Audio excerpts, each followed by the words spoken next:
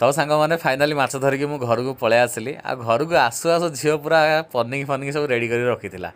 आ मुझे माछ बैगटा हाथ में तलू रखीदेली सी पूरा सडनली माछ काढ़ी आनिकी आगे चेक कला कौन कौन माछ आनी आउ जिते देखीदेला कि माछ आसी कौ माछ ता मनटा भारी दुख हो गला क्या ताकू एत कौ माछ पसंद नुह आउ नेक्स्ट जरी जेहेतु अलग माछ थिला तापर ता मन को सी बुझेगी नेक्स्ट जरी भी खोलिला आ ये जरटा खोलला पर ता मनटा टिके फ्री हैला कहीं ना ये माछटा कौ माछ नुह एटा कि माछ मु भी जानिनी आ से दोकानी भाई कहीकि देले सीना किंतु माछटा फ्रेश थिला भल माछ थिला किंतु खाइबा को एते भल लागिलानी।